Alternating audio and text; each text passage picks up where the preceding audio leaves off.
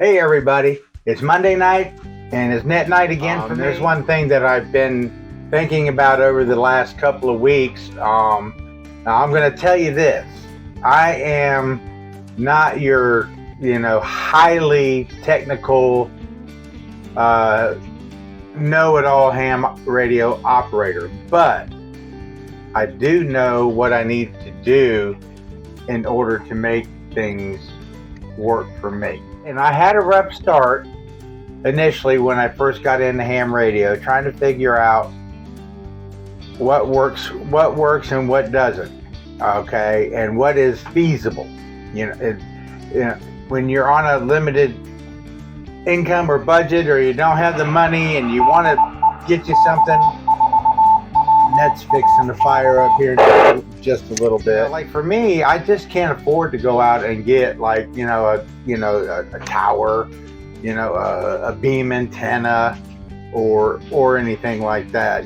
So I'm more or less relegated to only being able to build an antenna and out of wire. My first antennas in the beginning, I thought, I was going to be like in a bug out type situation, and I wanted to be portable. So I bought this one antenna. The antenna itself, according to my ham radio operators club at the time, when we were conducting a field day, we couldn't even get it to work. And then I was trying to communicate VHF over it, and it just really wasn't the type of antenna that was feasible. Okay, it used like 2 coils, and you had to have these things plugged into them at this certain range, I guess, so that you had terminators on the coils to make the wire, and then you had to have a tuner, and it was really way more complicated than it needed to be, and so that didn't really work out. And I thought that when I had bought those, I was buying, something that would be bug out ready, plug and play, ready to go, and it wasn't. So the next thing I ended up doing, I heard the guys, in the club talking about a G5RV, and I went on to eBay, and at that time, and I think it cost like $85 or so, and that's one of the that's a dipole antenna, single wire, offset fed, and that wire, that antenna actually ended up being the first antenna that I could really communicate on and talk to people. And I said, well, why has everybody got to have all these different antennas, these beam antennas and this or that and the other, and everyone has their preferences. So the G5RV kind of worked out for me for a little bit. I thought that was probably going to be the solution to my problem, because it was, with an auto tuner and the G5RV, I was able to, communicate and talk to people. That the G5RV was more in tune with what I needed. Just take and throw 2 lines, 25, 30 foot in the air, and hoist it up, plug it in, use the auto tuner, and it did good. But I couldn't hear others call. I heard plenty, but I couldn't reach out as far as I wanted to. Then after I got another radio, I was going to need another antenna. And I wasn't really totally 100% sold on going back with a G5RV. I have actually my neighbor down the road. He is a ham radio operator, an old school Elmer. And so when I got to visit with him, and I went and I looked at his setup and saw his antennas, he has, these wires that are all stretched out with stretchers and pulled apart. And, come to learn and come to find out, of course, I didn't have any idea what a fan dipole was at that time. And so, I talked to him, and he said, he runs a, fan dipole, and he has several different bands that he runs on there. So I got online on my phone and I started looking, and I was seeing how fan dipoles were set up, and I watched a video here and there, and so I said, well, I'm going to build me a fan dipole, because basically what it is that my friend, if you have a single wire antenna, per band, you're going to get better performance out of it. And so I ended up building a fan dipole antenna, 5 bands. I think I pulled the band plan up here, but I did the 6, 10. I think if you do the 17, you get 15 with with an auto tuner, and I did the 20 and 40 meter band. So I got, let's see, I got the 6, the 10. I think I did do 12. Let me see here. So if I go that, we're looking at the 24, 80, 24, 946. That's in that range. Let's do I'll hit the tune button.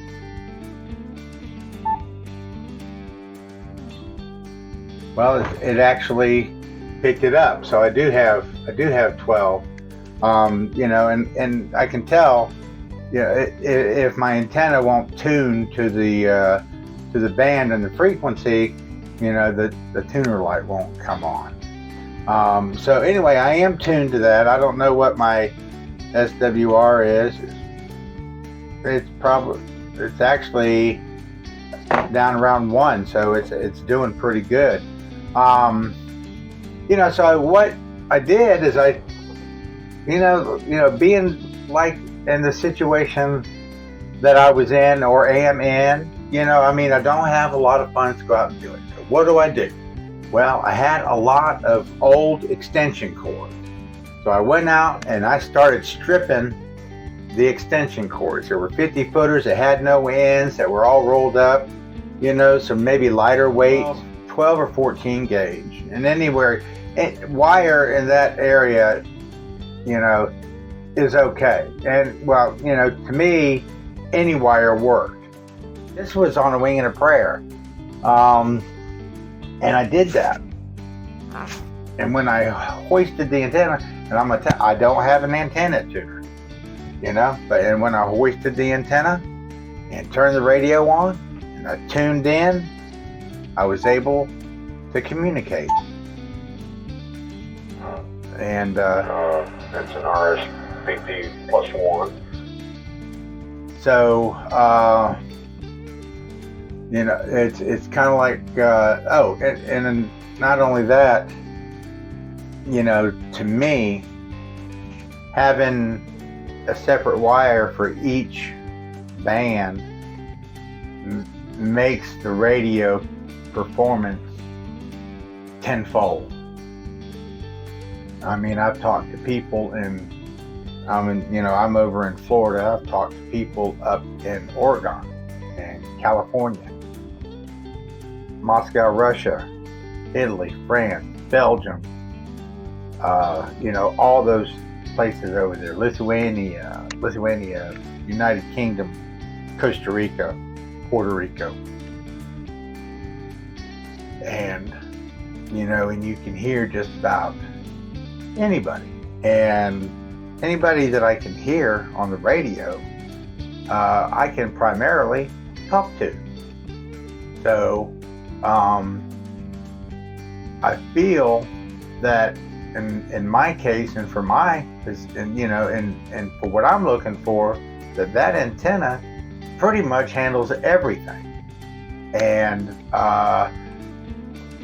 no, it's not on a tower, no, it's not a beam, but I want to be mobile. I want to be able to pull it down. I want to be able to take it with me, and I want to be able to throw it back up in the air, and I want to be able to use it.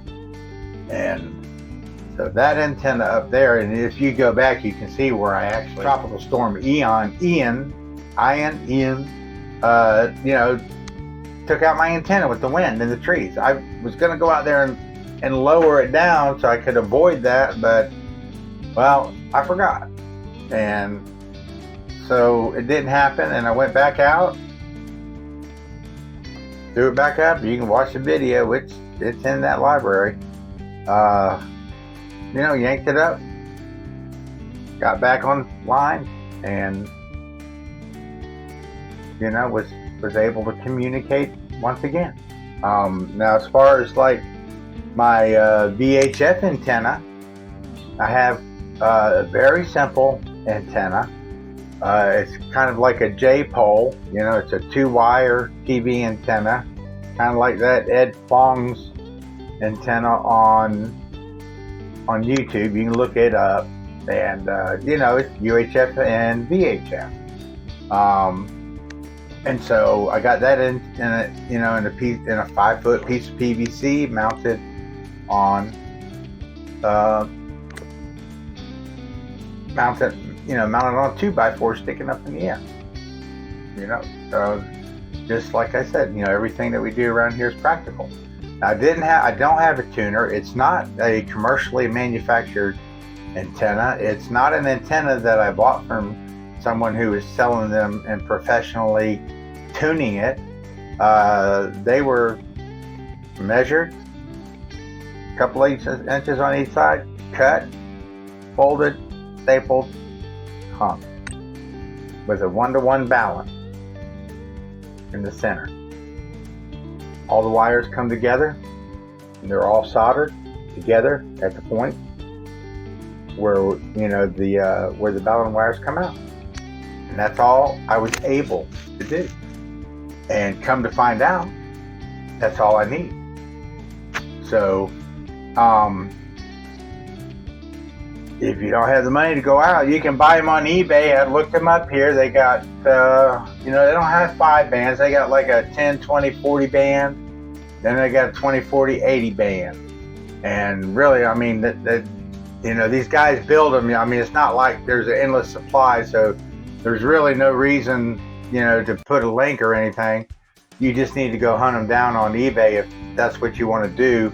Or if you're kind of like me, you can buy a 1-to-1 HF balun for 500 water for like $26.96 free shipping, or best offer, $20. I don't know, whatever you can get. And that particular balun that I'm looking at right there is 6 to 160 meters. Or you can go and figure out how to build you a balun. They got videos on YouTube.